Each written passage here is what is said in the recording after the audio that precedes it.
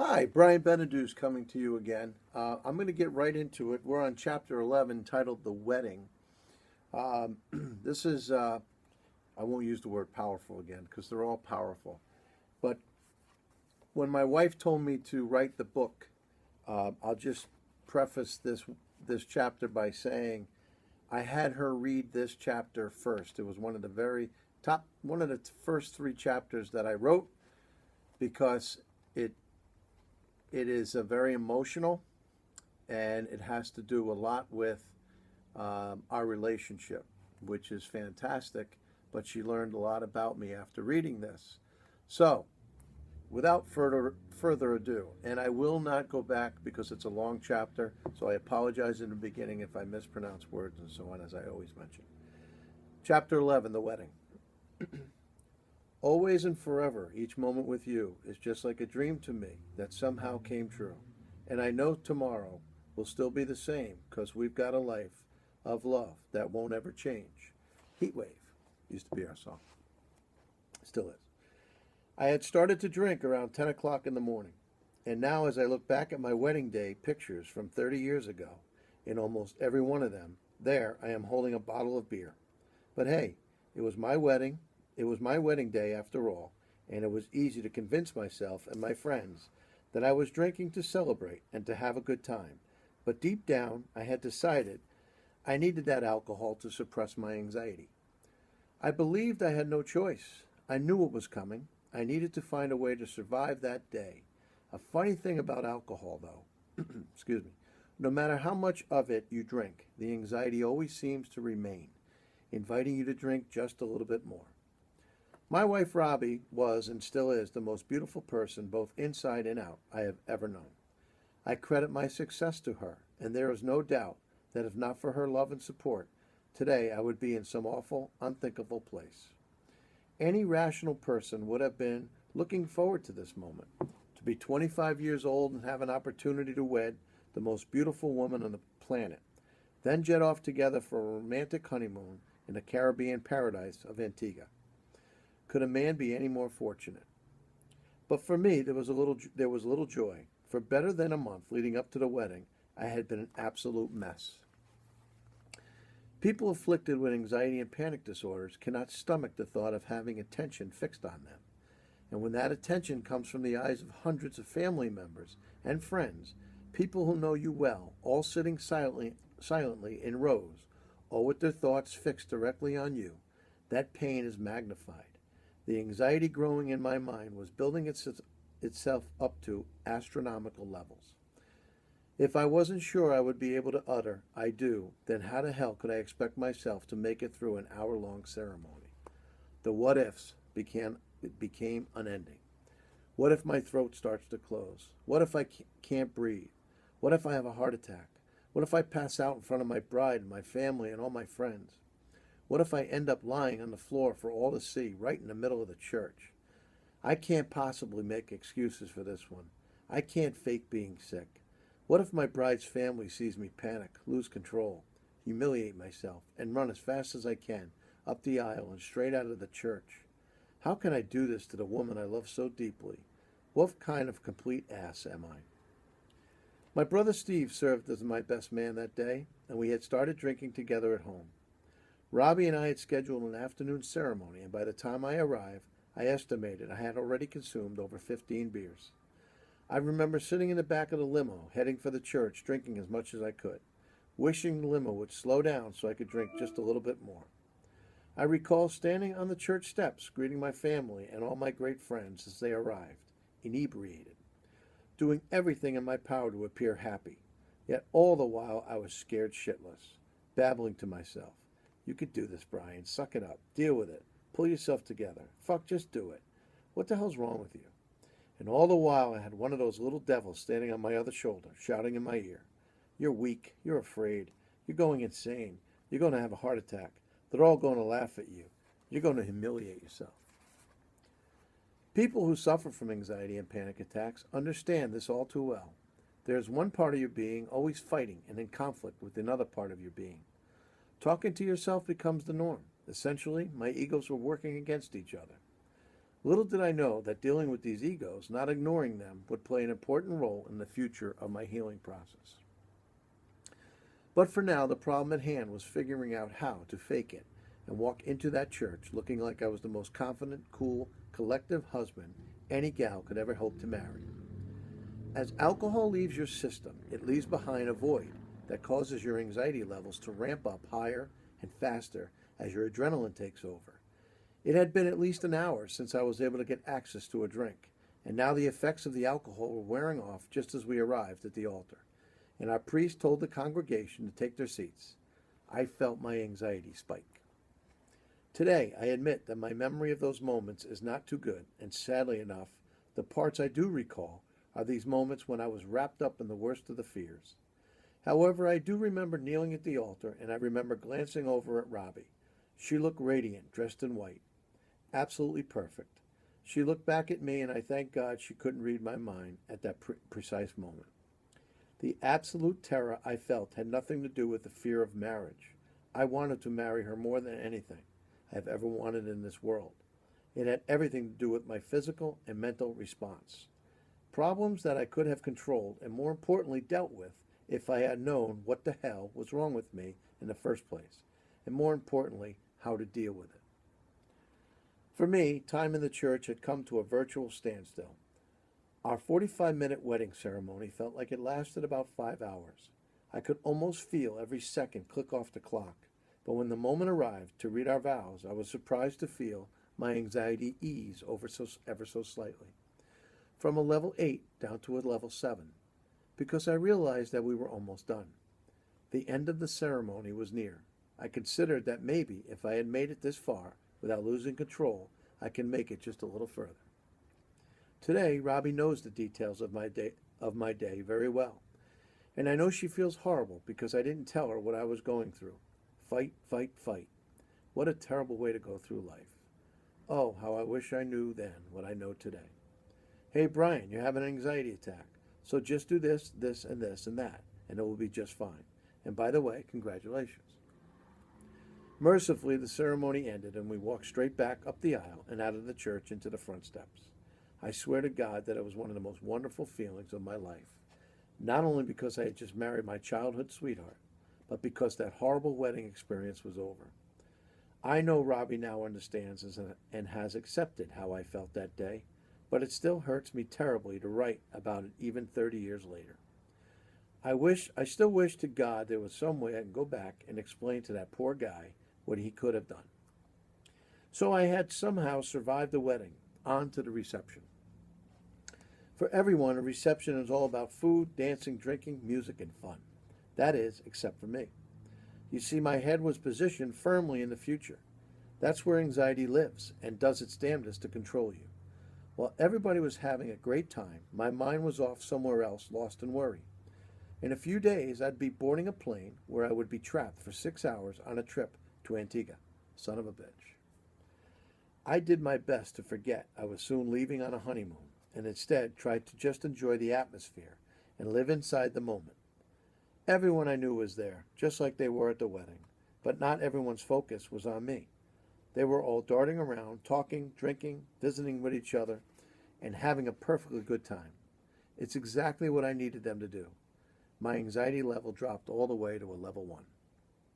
But each time I felt myself start to relax and have fun, some well-meaning guest always seemed to show up and throw their arm across my shoulder and ask, "Wow, Brian, Antigua, you ready for that honeymoon?" I wanted to tell them to shut the hell up and plead with them to please let me just enjoy a few minutes of relative calm.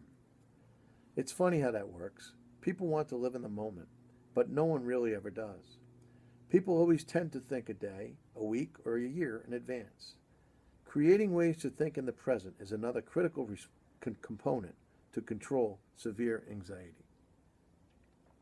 Robbie worked as a flight attendant and had flown in more planes than most folks have ridden bicycles. She didn't have any fear of flying at all. For me, though, 6 hours trapped and belted inside an aluminum tube, 35,000 feet equaled anxiety level 9. I couldn't believe there was anything worse. Robbie knew I was not fond of flying, but she had no idea to what extent. I considered using every possible excuse to get out of that trip. But how on earth could I do that to her? I couldn't back out now. I couldn't show this beautiful newlywed how wimpy her new husband really was. And that, in truth, I was afraid of most everything in life. Not real things, of course, but imagined things that were in my head. Things that were irrelevant, things that weren't more horrifying than any experience I could encounter in reality. I am now reflecting back to the anxiety tree mentioned previously, that if left alone, it acts like a tree that continually grows roots. These roots grow deeper, and the tree becomes stronger, and the leaves spread wide. The what-ifs turn into the most horrible thoughts anchored by those roots and never leave you. How to prune that tree from a mighty tree down to a controlled little stump is so important to me now, but not something I could begin to fathom back then. As expected, my anxiety on our flight to Antigua was at a level 9 the entire way. Realizing that the alcohol had heightened my anxiety at the wedding, I chose not to drink on the plane. I looked around the cabin at our fellow passengers and decided that I absolutely hated every one of them. They were calm, relaxed, many slept soundly. I glanced over at Robbie and realized she had fallen asleep too, a victim of our very busy week. I was alone, no one to talk to, except, of course, my own conflicted thoughts. Believe it or not, I would call this experience the worst moment of my life. I was crawling out of my skin and felt myself losing control. What will happen if I really lose control this time? I wondered. Will I rush to the front of the plane, open the door, and jump? Will I charge into the cockpit and demand the pilot land the plane and let me off? Will I run up and down the aisle screaming at the passengers like a mad, raving lunatic? Maybe I will kill one of them with my bare hands.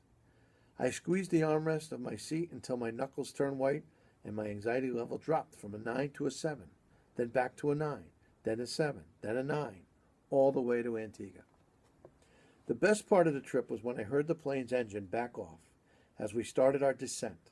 I felt an instant drop in my anxiety level when I realized this horrifying ordeal was almost over, and I immediately fell asleep.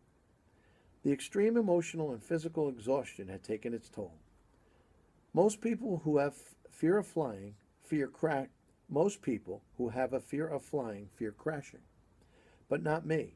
When my anxiety level peaked at level 9, a crash was exactly what I prayed for. When I tell others about this reaction, they think I'm joking, but I swear I am serious. I don't want to die, I just need relief from the perpetual torture. Think about the terror 200 passengers might suddenly feel if they thought their plane was about to crash. It's what I feel while we're cruising along calmly. I just might look around the plane and shout at them, "There, you see? That's what I've been feeling since we took off." Since then, I have flown hundreds of flights for thousands of miles and have developed tools and techniques to deal with my anxiety in the air. Flying may never become one of my favorite things to do, but I know how to keep my anxiety levels below a 3 whenever I need to do that. Once safely in Antigua, I disembarked the plane and ran to the first thing I saw, beer. I have never been so dehydrated, exhausted, and exhilarated in the same time in my life.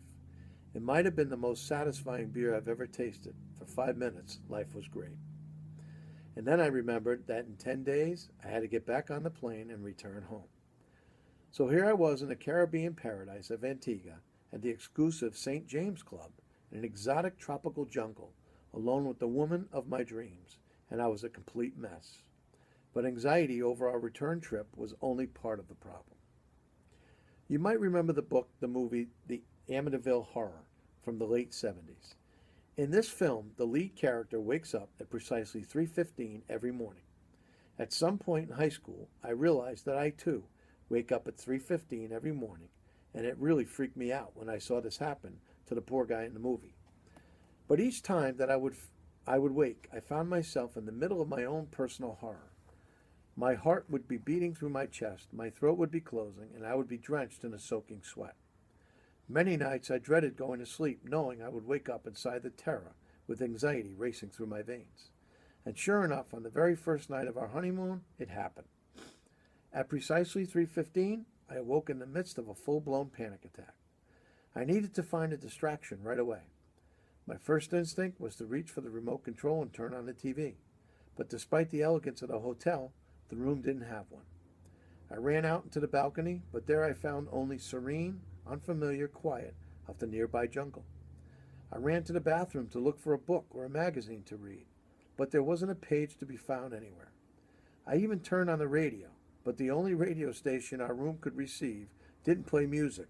But ironically, the DJ was reading the obituaries of people who had recently died on the island.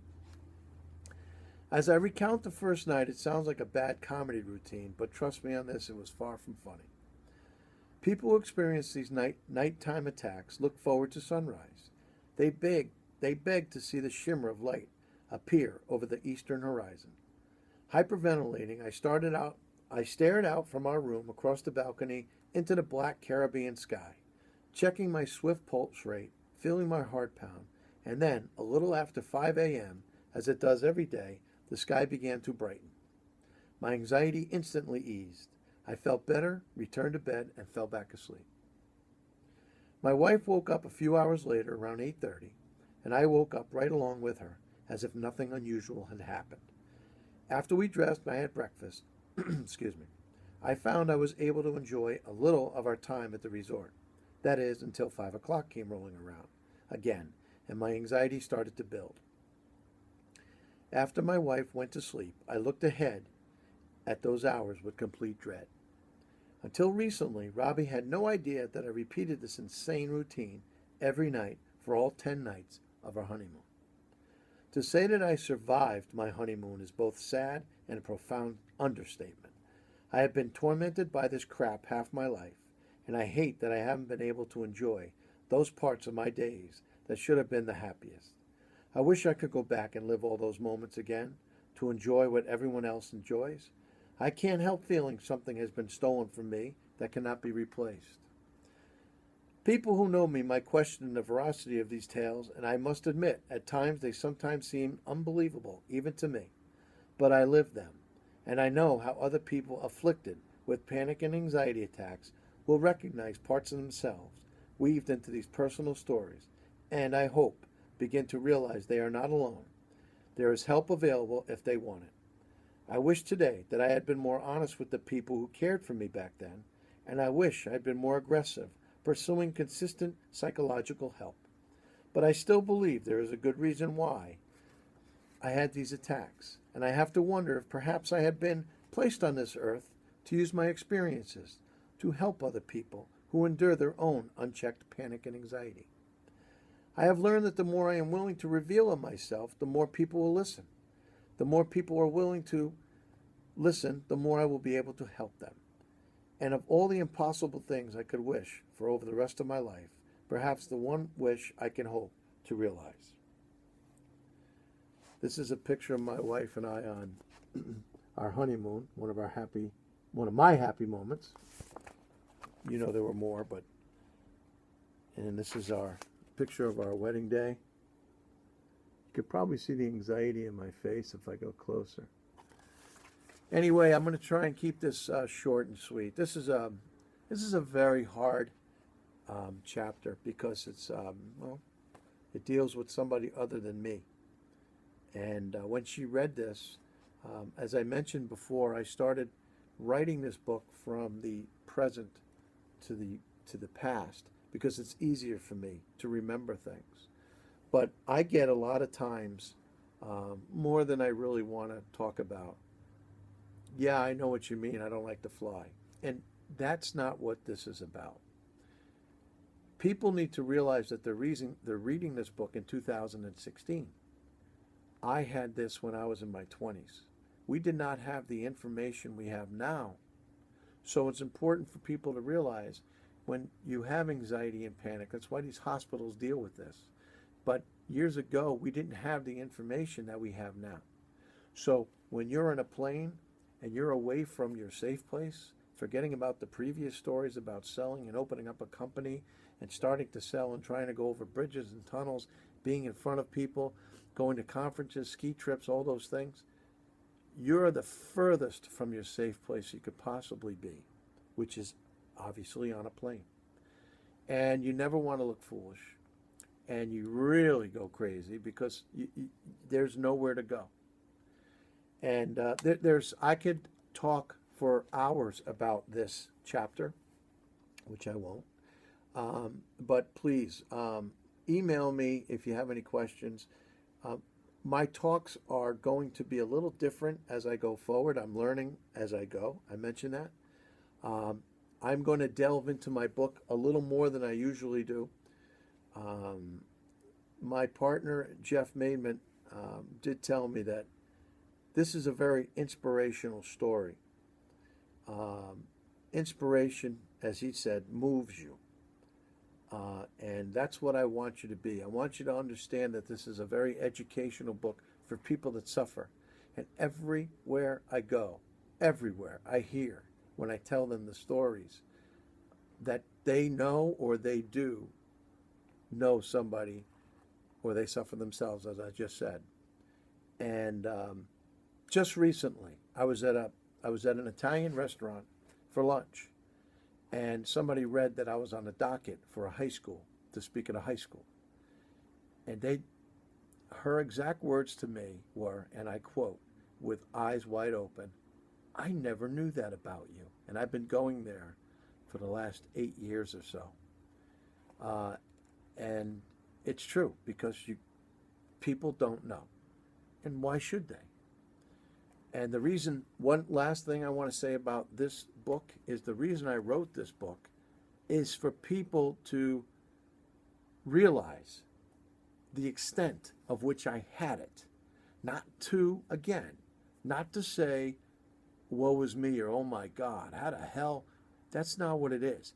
It's for you to, again, live vicariously through this character, through me, through my being, and understand that I made it. I'm living a phenomenal life. I dealt with these demons my whole life without knowing what they are. You know what they are, so you need to get help. This book will help you. But if it doesn't, I'm telling you, you need to get help, because it's one little saying, it's one little word, it's one, whatever it might be, and I'm hoping, I hear it all the time, so it makes me very happy. It's one little story like this that brings you to normalcy and brings you to the fact that, look what he did. He didn't even know what it is. I know it's only anxiety. Okay, I'm going to be uncomfortable for about 2 hours. It's going to really suck to do that. Suck it up, but don't fight it. Use the tools. Deal with it on the normal level. Talk to yourself the way you should be spoken to. And if you, part of that chapter, you heard me speak to myself like a piece of crap. That's the bad part, and that's what heightens anxiety. 23, I'm going to go to 25 minutes. The other part of this thing is alcohol. Alcohol is a suppressor. It masks the problems. If you notice, I continually come out worse than I did when I was drinking. Yeah, for that hour I felt great. But unless you want to drink yourself to death, it's not the way to do it. And I've mentioned it before about airports. I see people drinking before they fly. It doesn't work. Your adrenaline, I guarantee you, if you're in your house and you are drunk and 2 people come through the front door with guns and a knife, you see how fast you sober up. And yeah, I hate to bring stupid things like that up, but that's what happens. Your adrenaline, your body makes you aware and makes you become present. But what happens is you become present with your feelings, and your feelings of anxiety are not good. So when you mask it, you're masking the fear, you're masking those scary thoughts. And then when they come back in full bloom, like somebody just came through your door. And that is not good. So this part is, there's a lot of different things in this other than the personal side of the story that I hope you learn a little bit from. So the next couple of chapters are about my little runts. I'll go through those as we go. And I hope you're enjoying this. And again, Brian Beneduce, Beneduce. Go to YouTube, check out the videos we have up there. And by all means, comment, email, keep them coming. Have a great day, and I'll come back to you soon. Take care.